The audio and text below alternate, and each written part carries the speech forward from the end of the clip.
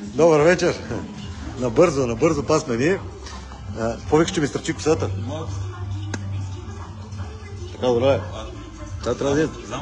Трябва да се пострижим утре, защото чуваме на такова на заведение, че ме водиш, нали? Така. Някакви цигани съм водил. Имаме тук един клиент, дойде за диагностика, между другото. Когато си работеше всичко точно, дойде за диагностика. Какво беше записала Кире? Да, нещо, че няма надув. Не надуваше колата. Това. И на Мерцедеса, нали, поне... А той не са угасили, нали? Да.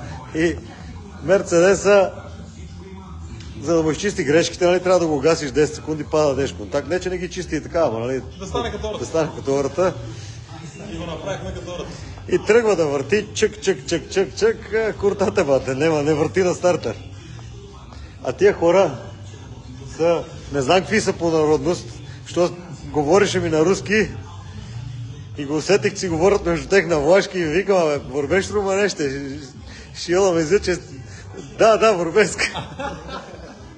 Та се разбрахме на влашки, нали? Ама с френски номер. И... Там миграционните ще ни арестуват, сигурно. Да. И няма, стартер не върти. Свалихме ние, както и да е, взехме му нов стартер на човека, нали? Остави си колата и вика, сега да вкараме това набързо да сменяме стартера. Обаче нагледаме на неговия. Това парче го няма. Ние улучи го сменяме, бате. Ево, ново стартер, че валело, нали? Знаеш, рециклаж ли е какво? Къде е стартера новия? Ето го новия стартер тук, обаче имаме един проблем, къде е другата част от стартера. И... Са видели? Да, бе, види си супер. Те вътре. Сега дилемата е как да го извадим от тук, а? Как ще го извадим, бако? С блутут. Сега, че включим блутута на стартера. Или аз предлагам, мога да изрежем една дупка тук от кутията и готово. Ти се ебаш, ама. Да. Не знам, ама... Че... кажи ми, вие да имаме телефон нещо. Погледайте се сега пожима. Дали е мирисало вътре на масло? Да. Струва ми се да не е много мирисало. Чай да видим сега тук. Дали е смърдело вътре? Сигурно, то се опикало, батко. Отнека е дуа масло, това е яко. Да. Значи, он е сега... Само изпуска турбо пътището. Това беше записано на грешка, сигурно. Това сигурно има някой. Стига буст. Има някой изкъсан турбо път, ама като гледам тук има масло навсекъде. Да. Да, го гледаме на живо, а? Тук не искам да сваря, да.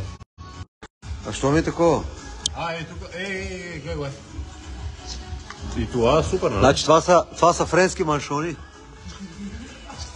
С блутут си, да. Тия са блутут, тия маншони, това е вързан, батко. Не, тук реката и тръбичките са вързани.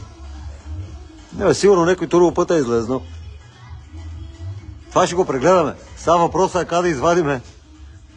От тук не знам, видя ли се? Не, тук отгоре. А он е тук по-долу, как ще го видиш? Те тук некъде, а? Да. Точно е тук. Да. Екстра.